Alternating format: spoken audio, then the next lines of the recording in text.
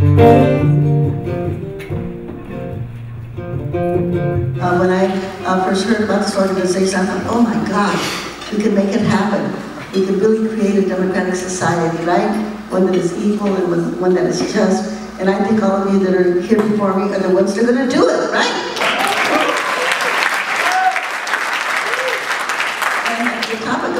And the topic of my talk tonight is going to be weaving movements together. And I, as you probably heard from Alan's introduction, am what I call an addicted organizer, right? I mean, once that I learned by organizing that you could do these wonderful, magnificent things, and some of the things that Alan referred to, and I feel very blessed that I was able to live through so many wonderful times, of course, many hardships, but that actually people do have the power, that we actually can make the changes that we need in the society. And when we hear about the things that the farm workers did, now, these are like people that don't have any formal schooling, many who are immigrants, many that do not speak the English language. And when people would say to Cesar and I, how are you going to organize farm workers? You know, they don't have any money, they don't have any power. And what we said to the farm workers as we were organizing them is you do have power. You may not be citizens, you may not even have residency status, but you have power. The power is in your person. The power is in your person. And this is all the power that you need. And once the people understood that, then they went out and they did wondrous things. Because in addition to making people understand that they have power, we also have to make them understand that they have a responsibility. They have a responsibility. And to understand that nothing will change unless they change it. Nobody is going to do this for you. You are the only ones that can make it happen. And once the workers understood this, they did great things. And in our foundation today, because I continue, I left the Farm Workers Union in 2002, and we're doing the same thing. We're talking to just ordinary people, the same kind of people, immigrants, people that really don't have any money. Their average wages are like $20,000 a year. Some of them only $15,000 a year. But they get together, you know, they bring street lights into their neighborhoods, they bring in sewers and sidewalks, they bring neighborhood parks, you know, swimming pools, anything that you can imagine. One of our committees actually passed a one-cent tax increase in their community to bring millions of dollars in for police and fire protection. Who are these people? Just ordinary people, right? And I think this is what our mandate is. You know, our mandate is that we have got to do this, that nobody's going to do this for us. We know we have an unequal economy. It was so wonderful today in the workshop that Gar had when he challenged us. And he said, we have to change the systems. We have to change the systems. If we're going to change this lack of, you might say, equality that we have in our country right now, we're the ones that are going to have to do it. Nobody's going to do it for us, right? We have to do it. We have a society right now where our minimum wage today, had it been kept up with the cost of living, our minimum wage today should be $22 or $30 an hour. Think about that. That means somebody working in the Jack in the Box should be making anywhere between $22 and $30 an hour. Every single person. When, you know, I like to read the business section of the New York Times, right? I call it the crime report.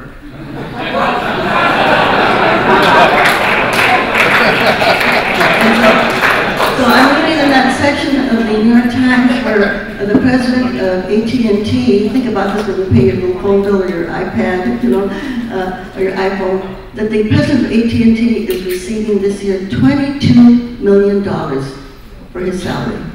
$22 million. President of IBM, 16.9. One CEO said, well, we're going to be good guys. We're going to cap all of the salaries of all of our people at $1 million a year. $1 million a year. And at the same time, we know that there are people that are hungry in this country and people that are unemployed. So, you know, how do we handle this? How do we handle this? There's a lot of talk about immigration. I just want to say a few words about this immigration issue. What people never talk about is why do people leave their beautiful countries in Guatemala, Oaxaca, Chiapas, places that we go to as tourists? Why do they come to the United States? They come to escape starvation. And we never say why. Because we, the United States of America, because of our policies, our free trade policies that allow American corporations to go into those countries and take over their economies, right? Think of the bananas, right? How many bananas have we eaten? Do the people in Guatemala get the money that we pay for bananas? No. It's dole, D-O-L-E, Chiquita banana. They're the ones that get the profits, right? The corn, which was started in Mexico, the maíz.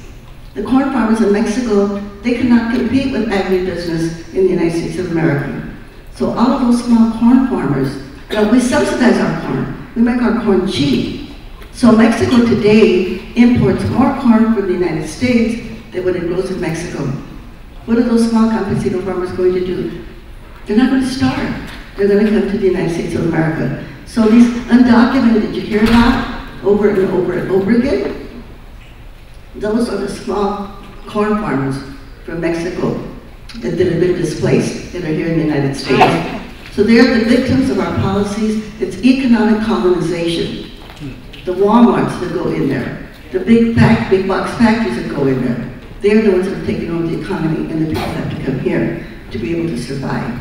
And it's not just Central America and Mexico. Remember those peace marches before the war in Iraq, when the sign said, "How did our oil get under their sand?" Remember that? That's what the war was all about. When you think about, we are the only developed country that does not own our natural resources. Think about that. Norway, a little teeny country, has like a $400 billion surplus. We hear all this talk about the deficits in the US. Norway, $400 billion surplus. You know where they get that surplus? From their oil. From their oil. They worry that their people are going to forget how to work. And then we talk about, we can't say the S word, socialist, right? Norway's a socialist country. One of my staff, her son was born here but raised in Germany, and in Germany, he was able to get his prescriptions for $20. He's in the United States now, trying to get that same prescription. It costs $1,000. So those S countries, socialist countries, right? What do they have that we don't have? National health care, right? Free education for the people that live there. So we have a long way to go. We have a long way to go if we're going to have any kind of equality in our country. And we know, as Gar said earlier today, about labor unions. People call labor unions a special interest group. Labor unions are not a special interest group. They are an organization of workers. That's what they are. Employers, and I know some of your employers in this room, you belong to your organizations, and let's take the ag employers that the United Farm Workers had to work against, to try to get workers the right to organize, to get toilets in the fields, to get drinking waters in the fields. Every employer, ag employer, belongs to at least 5 organizations: Chamber of Commerce, the Farmer Federation, Western Grape and Tree Fruit League, American Farmers, etc., etc. And they pay dues to those organizations so that they can represent them in Sacramento or the state capitals of the Congress. Well, you take the farmer over here, who may not have a formal education, obviously has no assets, and you think, who needs an organization more? The employer or the worker? I think it's obvious, right? The workers need an organization more. This is what a labor union is. And think about this, without labor unions, we wouldn't have an 8-hour day. People died to get that 8-hour day. We wouldn't have a minimum wage. We wouldn't have a 5 or 6 day week. In New York State, by the way, they're still trying to get a 6-day week for farm workers. Kerry Kennedy is heading up that campaign, okay? We wouldn't have safety standards. We wouldn't have public education, which, by the way, is trying to be privatized now as we speak. So these are the things that we owe to labor unions. This is what labor has brought to us. And we know that there has been a big attack on labor unions so that their numbers are diminishing. I think they represent only 11% of the workforce right now. And in the private world, maybe about 6%. So this is really dangerous, because if you do not have labor unions, you do not have a middle class. If you do not have a middle class, you do not have a democracy. We do not have democracy in our country. It'll be like it was way back in the days of feudalism. Like it is now, where you have the very, very rich and the very, very poor.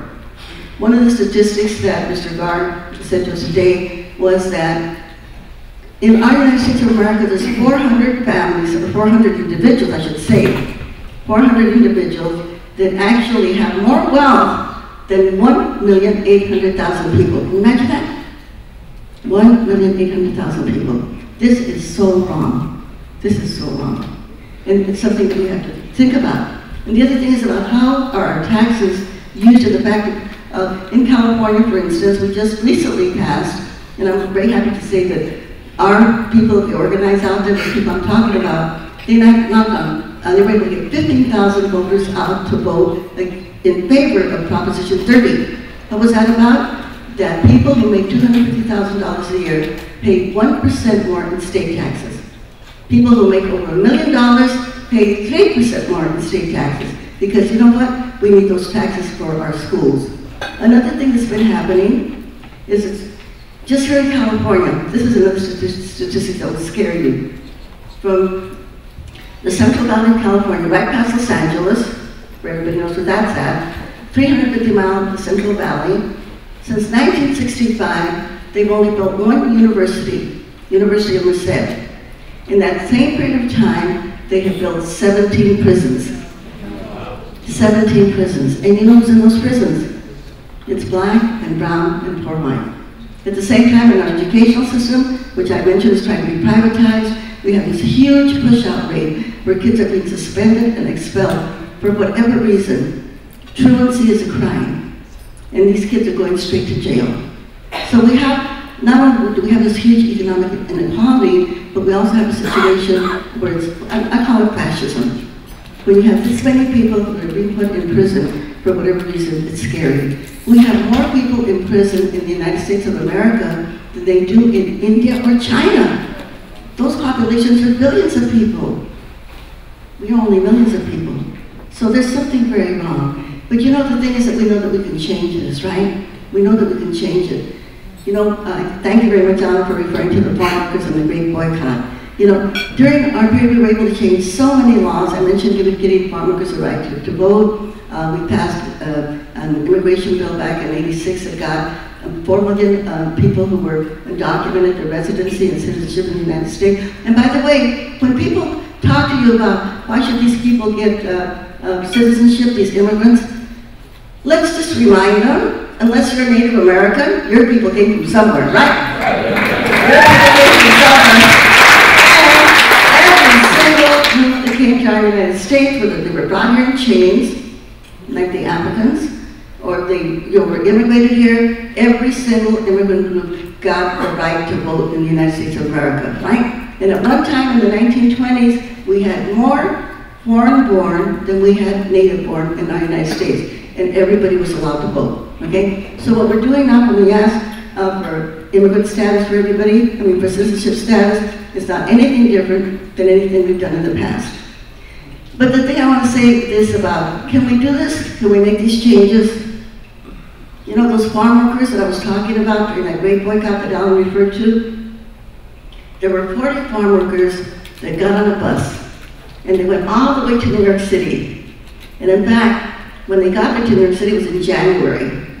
They went to Hunts Point Market, they picketed, they all got arrested, right? Robert Kennedy, Sr., sent his, this is back in '68, sent his attorneys down to get them out of jail. Those 40 farm workers then from New York went all over the United States of America. They went to Florida, some of them went to Canada, they went to Chicago, anywhere, all over the state. And guess what? These people who could barely speak English, they were able to convince 14 million Americans not to eat grapes. Yeah. 14 million Americans stopped eating grapes, a consumer boycott, and they got the growers to come to the table and to give those farm workers those toilets in the fields and that cold drinking water, those rest periods and contracts that they needed. So I think one other thing, we had this big march in Sacramento. So we had 70 farm workers, the strikers, they left Delano, California. They marched 350 miles to the state capital, Sacramento. 70 farm workers left. When they got to the state capitol, there were 10,000 people. 10,000 people. So I guess the lesson is here, if these workers who are the poorest of all. And with our organization, they're still doing the same kind of work, and they're getting themselves elected to office. They get themselves elected to school boards, city councils, water boards, recreation boards. And we're a non-profit, but they know how to do the work, so they do it, right? If they can do it, hey, can we do it? Yeah. Can we do it? Yeah. Can we do it? Yes, we can. We can do it. Yes, we can. And the way that we do our organizing, it's very simple, it's very tedious, but guess what? It works. And the way we do it is very simple. We hire an organizers, right now we have 11 staff. We hire organizers, we train them in the same way that Cesar Chavez and I used to organize the farm workers. We send them into a community, and they have to meet, each organizer has to meet with 200 people in their homes. A very small, intimate meeting, and we say, look, this is what these people have done. People just like you. And this is what they've been able to accomplish in their neighborhoods, and on the state level, on the national level, people just like you. And you can do the same thing. And then that organizer they get another meeting on that same meeting. If I say the word Tupperware, you know what I'm talking about, right? And they are able actually then to organize in the community, get enough people, there are enough volunteers, and we break it down into neighborhoods. They call them vecinos, united neighbors, vecinos unidos. And so when we have to get, okay, we're working on our congressperson, we need 2,000 postcards in a week, they're able to get them. We have to do mobilization, we're able to get them, because people can organize very, very fast when they're organized.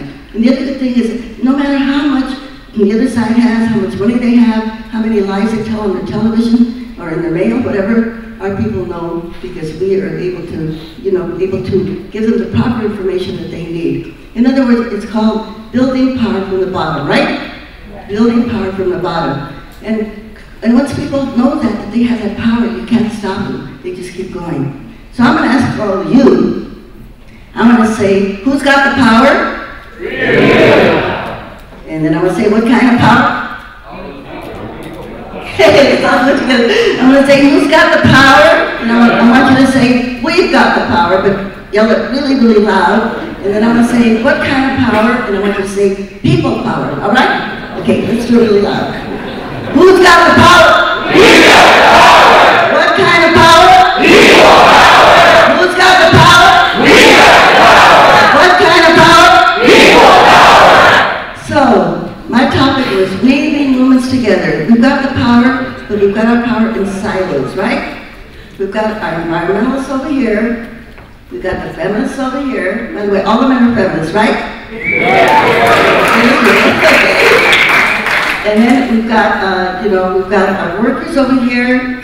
We've got our immigrant rights groups over here.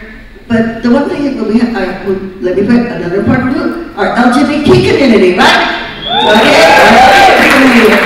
So what we have to do in order to, this power that we know we all have, we've got to expand and organize. If we're going to change the system, we've got to bring it together. We've got to bring all of our groups together, and we've got to work together. Which means that in each community where we're at, we've got to reach out to the labor people, We've got to reach out to the feminist groups. We've got to reach out to our LGBT. Yes, and environmentalists, we've got to make it a little bit more color in there, right? Okay? A little bit more color. So, we've got to bring all of our groups together, and that's the way that we can do it. We can do it. We can have, and I'm going to quote Hugo Chavez, and I know he got a bad rap, but remember it.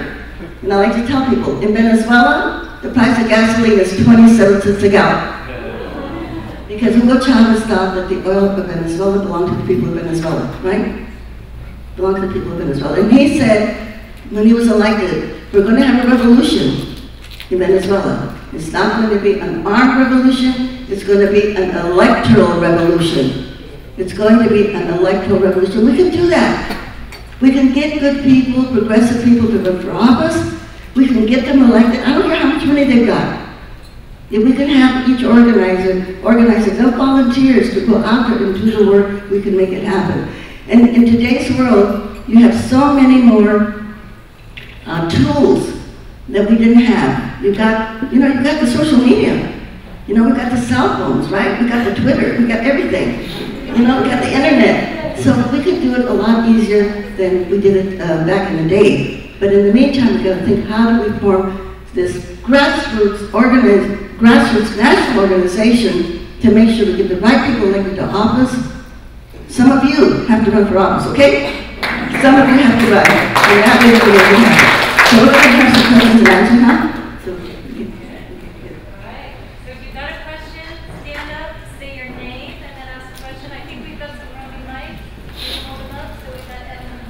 It's really not a question, it's more of a statement of gratitude, appreciation, and recognition for who you are and what you contribute to society. All I have to say is, wow!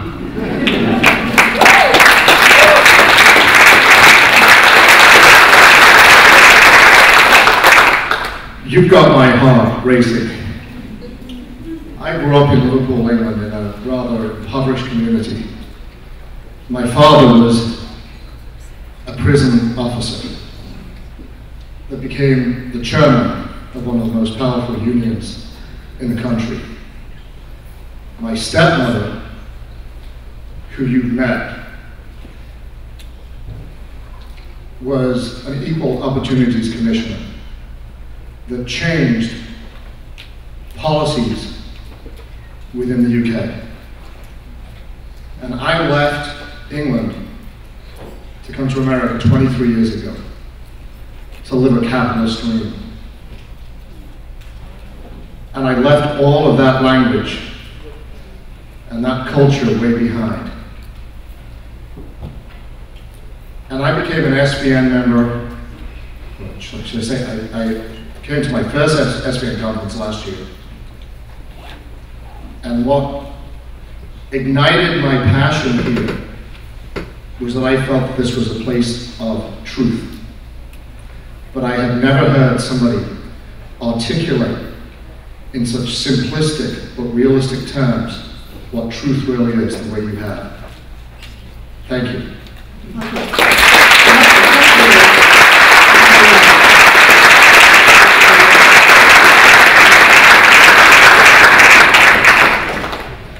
My question for you is this. I'm inspired by the young generation of activists who I see making such an impact on issues, progressive issues like gay marriage, immigration, and climate change.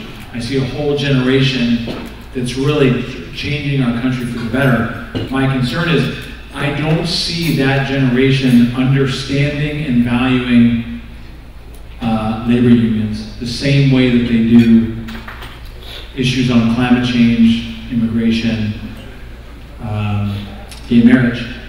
And I see it when I work with them, when I talk to them, and it's a real concern to me that we're about to hit a tipping point. As you said, we have the labor movement in decline in terms of numbers, and that we don't have young people with a deep understanding and value of the importance of labor unions, the way that we have them as progressives valuing these other issues and fighting on these other issues. And I want to know if you see that, and if so, what are you doing, and what are the ways that you're thinking of sort of countering that, to building the valuing of labor unions into the progressive values of young people across the country? Well, I think one of the big problems is that people don't really know what labor unions are anymore. And again, talking about education, we know that our education system is being privatized. We know that the truth of our country, the truth of America, how our country was built, is not taught in our school books. How many people know that it was African slaves that built the White House and the Congress? How many people know that, right? And all of the different immigrant groups that came here and built our country, and it was labor that fought for the things that I mentioned. That's not taught in our schools. By the way, people have to run for school boards, okay? You gotta take over the school board. Because these lessons, and also the contributions of women, these lessons have got to be taught in our schools from kindergarten to 12th grade, not when they get to the college level. And we've got to incorporate this kind of curriculum, because right now, we have the Mellons and the Carnegies and the Rockefellers that are taught, you know, in our schools. but not the contributions of unions. And all, you know, just out there in the communities, if you could just defend labor unions, right? You know, in your own way that you can. And of course, labor's got to step up to the plate too, do a lot more than what they do right now. And it's the laws. The National Labor Relations Board was taken over at the national level, was controlled by the Republican Party, and even now they're still fighting to try to, even when they win elections, they have a hard time getting union contracts. Governor Jerry Brown, just was in California, it was his idea to pass a law for the farm workers union so that they could, all of these growers, when they had all these elections 20 years ago, that any grower now who does not negotiate with the union, they can take him to court. And they have to sign a contract or they have to pay huge fines. And so the farm workers union, just within the last year, has picked up over 5,000 new members, right? Contracts that I was negotiating back in 1988, they're just barely getting those contracts now. But it takes getting good people like Jerry Brown elected to office that are going to stand up for labor and getting that education out there to tell people what labor unions are. We could do it in our own way, the same way that we educate our communities about the right to equality marriage. We also have to defend the rights of working people.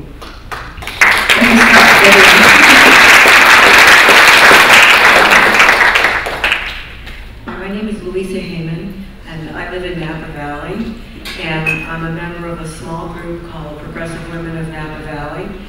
And I'm sure there are a lot of people in this room who are also members of some kind of local progressive movement. And my question is, well, I'll say we work locally to try to find good candidates, progressive candidates for local office.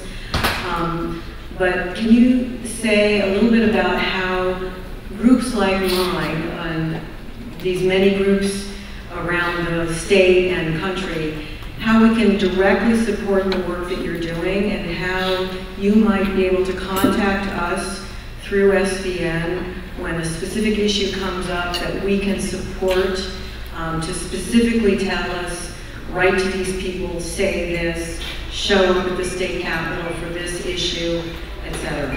Thank you. Thank you very much for that question. Well, we're on the web. It's DoloresHuerta.org. That's D-O-L-O-R-E-S. We have you on your program, DoloresHuerta.org, and we do have a web page on there. And we do, on our web, we're able to tell people what laws that we're fighting in Sacramento, or in Congress for that matter. And I'm also on the board of the Feminist Majority Foundation, and we do get women to run for office, by the way, okay? And I just want to quote Coretta Scott King. Unless women take power, we will never have peace in the world. So women, we gotta get women to office. We gotta say to all of the guys out there, please support the women, okay? Please support the women so that we can also get women to office. That's very, very important. Thank you very much for the question. And you know, we just want to continue organizing and as much as we can. And as we raise the money, we have more organized and we can spread not only you know, in California but throughout the country. Because everywhere I go, this is the one thing people want. They want to organize, and we just got to be out there. And organizing is a skill that can be taught. It's a skill that can be taught. How to do this grassroots kind of organizing, and it'll work anywhere. If it can work with the people that are the most vulnerable and the ones that feel less empowered, it can work anywhere in the world. We just have to get out there and do it. And by the way, I do have to give credit to the person that taught Cesar Chavez and myself how to organize was an Anglo. His name was Fred Ross Sr. I know there's a couple of people in the room who know who Fred was. A great man. And no, the reason you don't know his name, he was such a great organizer, right? Because he believed in developing leadership. And I think that's how leadership is developed, because as people get in there, as you know, in the work that you're doing, as people get in there and do the work, that's how they develop their leadership. You know, people, they get in there, they take risks, they go out of their comfort zone, and they confront obstacles, and that's what makes a leader, basically. Thank you. I'm Dal Lamagna. I'm the CEO of Ice Dome, which is a company that makes countertops and out of recycled glass and cement in Brooklyn. My two key employees in the factory, the guy who knows how to fix every single machine, and the guy who knows how to mix the cement and sticks his finger in and does it when it's ready, both of them are illegal.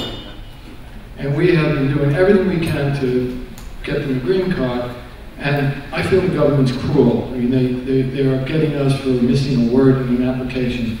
And I was very hopeful that we'd have an immigration bill, and these guys and other people like them would be able to work in our country and come out of the shadows and get health care and all the things that we do for our employees. And what I'm hearing is that the labor unions are against this immigration bill, and I wonder if that's true, and if it is, what can I do to convince them to change that mind?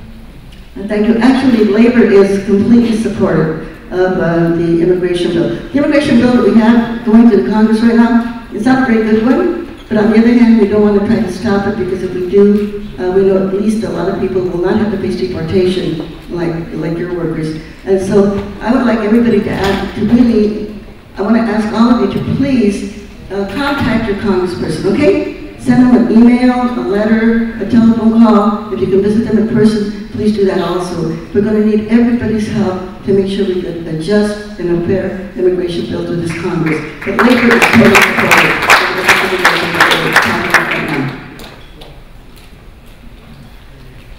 Dolores, thank you for what you have done over your lifetime. You've inspired many people.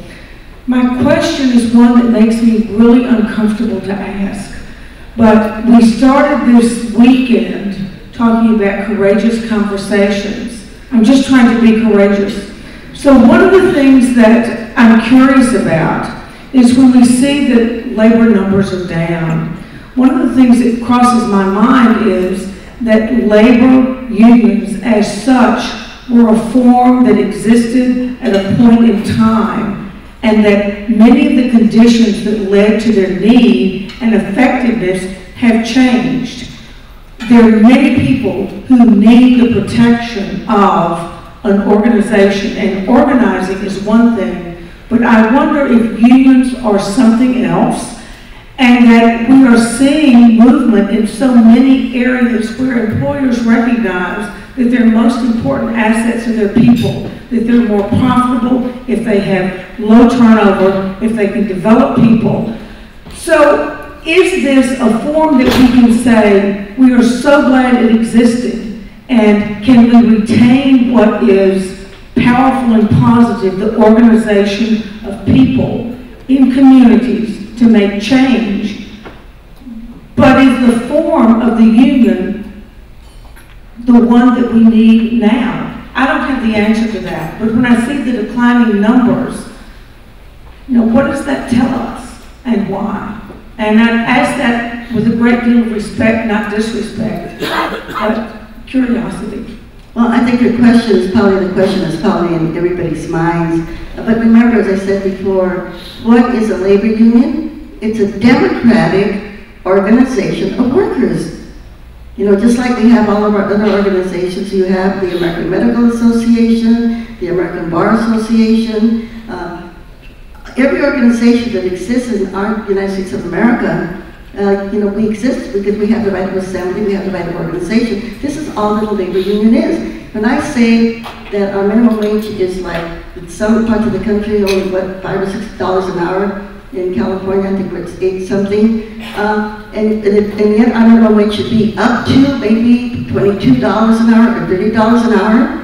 I think we still have a need for labor unions. When most people do not have health care in our country, when I don't care if you talk to some workers that work in restaurants or hospitals or construction and see what kind of issues that they have on the workplace when they don't have safety standards.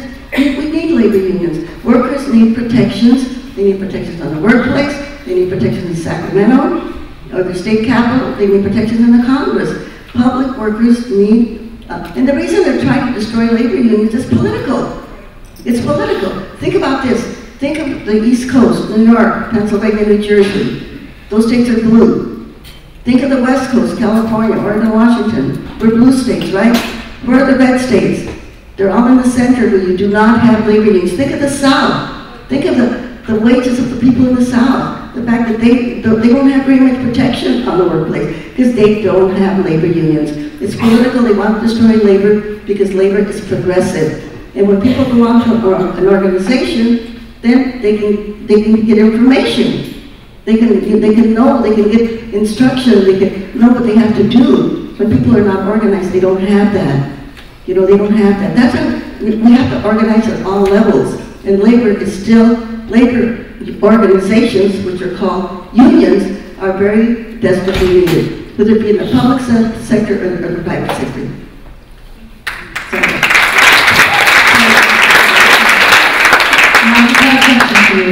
First of all, thank you so much for being here tonight and sharing your wisdom.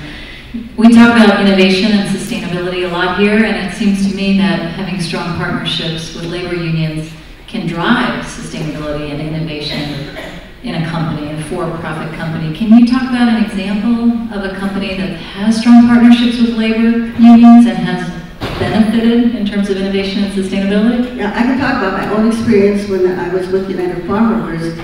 Every company that we signed a contract with made more money after we had a contract. They had less injuries on the job because basically when you have a labor union with a company, you have a partnership. The workers then have the freedom to tell the boss, look, this isn't working right. This needs to be corrected. I think we can do this better. There's nobody better than the person on the ground that can tell the boss what's wrong. Because for a worker, they want the company to prosper, right? If the company prospers, they prosper. So we have to think of workers as our partners. I can give you a million examples of how companies were able to better when they had a good partnership with the workers.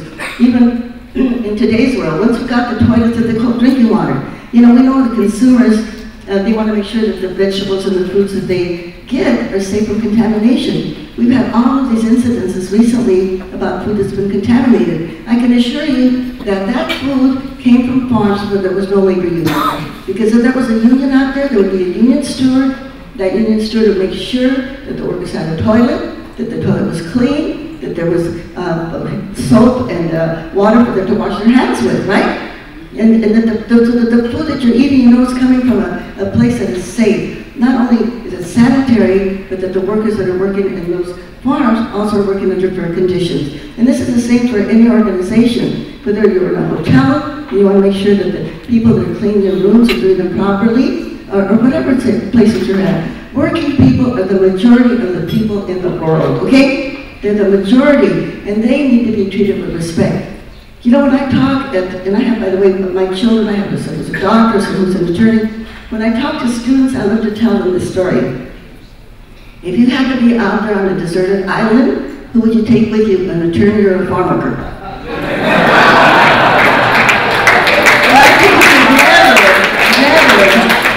Never forget the people that work with their hands, because they're the ones that keep our country going. They're the ones that turn the wheels, the people that build our buildings, that, you know, make our clothes, the people that serve us today. You know, we should give them a big applause, by the way. All of our lawyers and our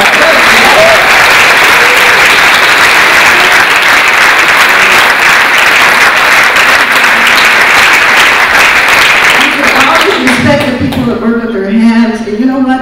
If we're professionals, our job in this world is to serve them, okay? Our job in this world is to serve them. I think that's the magic that we have. And you know, when we die, what kind of legacy do we want to leave for our kids? We don't want to leave them property or jewels or money. They're just going to fight over it, right?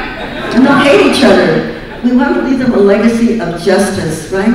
And we leave them a legacy of justice that will not only go to our children, it will go to our grandchildren. We're put on this world for a very short period of time, and so the time that we're here, like all of us here at SVN, we want to make the world a better place for those that follow us. Now that's what we have to do, okay?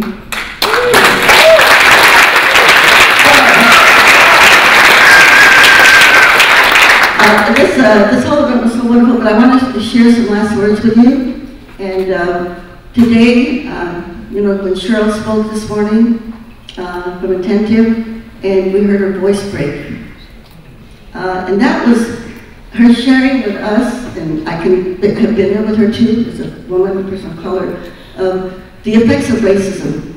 When Dr. Gordon talked about all of the issues of trauma, racism was not on that list. When you're a person of color and you grow up through life with constant racism, it leaves really big, deep scars. And they're psychic scars. They're not like physical scars that you know, once the pain is gone, this pain stays with you, and it's very hard to overcome. So racism is something that we have to end. And there's one easy way that we can do this. One of our other speakers today said, reminding us that we probably all have some Native American heritage. Well, you know what? We only have one human race on this planet.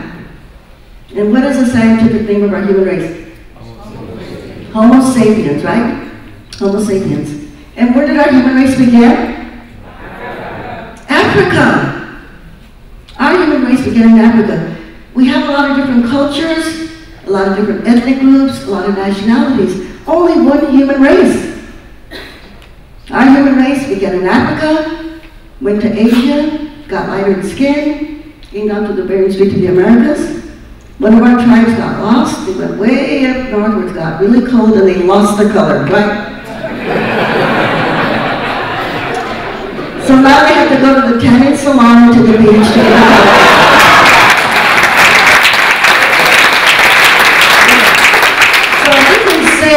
To the White Citizens Council, to the Ku Klux Klan, to those people, not all of them of course, but some of those of the Tea Party, get over it, you're African.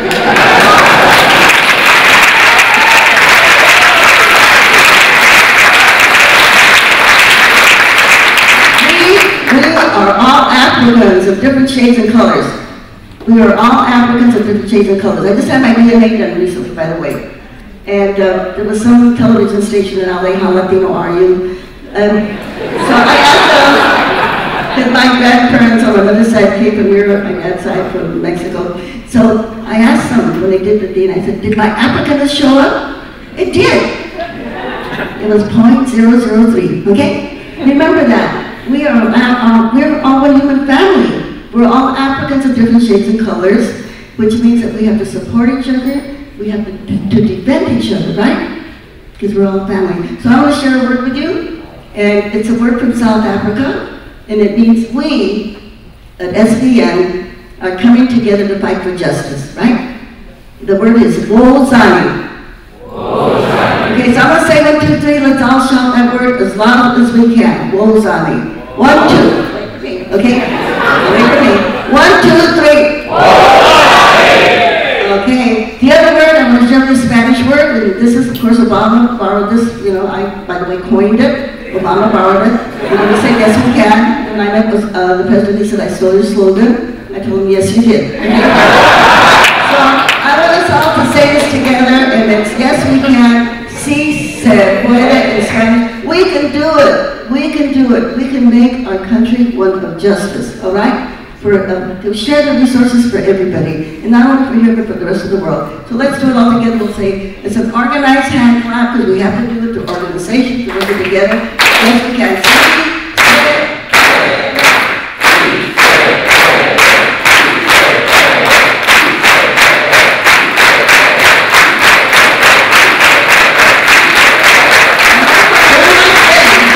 This is for the organization. We want this organization to continue to live, to continue to work, to continue to prosper. And I'm going to say, Viva SVN. I want you all to shout out, great big old Viva, okay? Viva SVN!